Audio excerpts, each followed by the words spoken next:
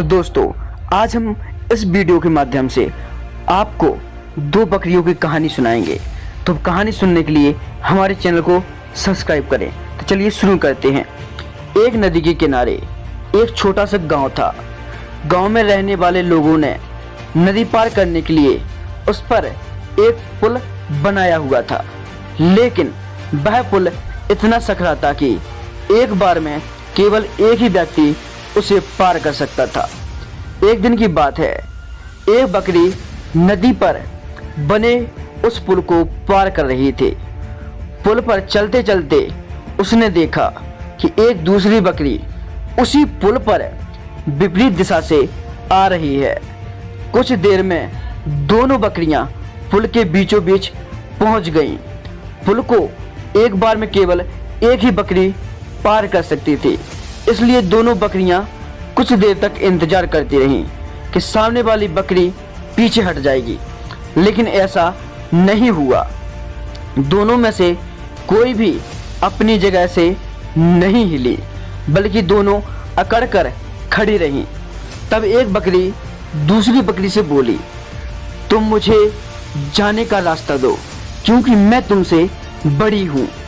इस बात पर दूसरी बकरी हंस पड़ी और बोली, होगी तुम मुझसे बड़ी, लेकिन मैं तुमसे ज़्यादा ताकतवर हूँ।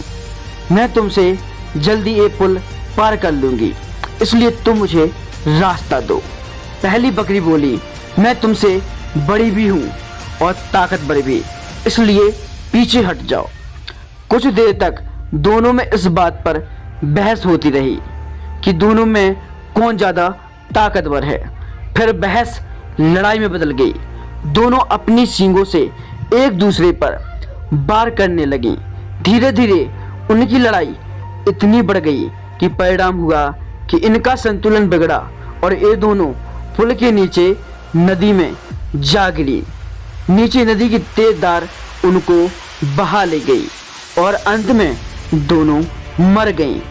लेकिन कुछ देर बाद दो बकरियां उसी विपरीत दिशा में फिर से आईं।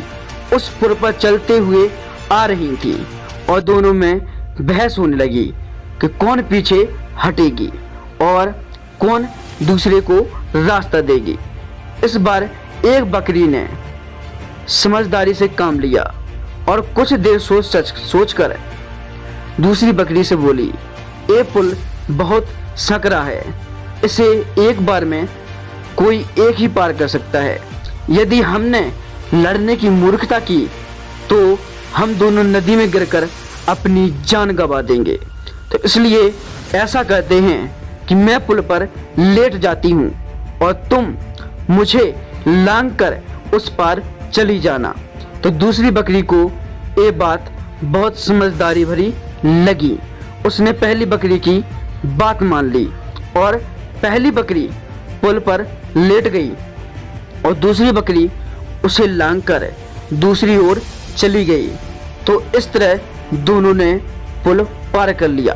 तो दोस्तों हमें इस कहानी से क्या सीखने को मिला? तो पहला, गुस्सा और अहंकार बर्बादी की ओर ले जाता है। नंबर 2, वही समझदारी से काम लेने पर हमें हर समस्या का समाधान मिल जाता है। तो दोस्तों आपको ये कहानी कैसी लगी तो कमेंट बॉक्स में ज़रूर बताएं।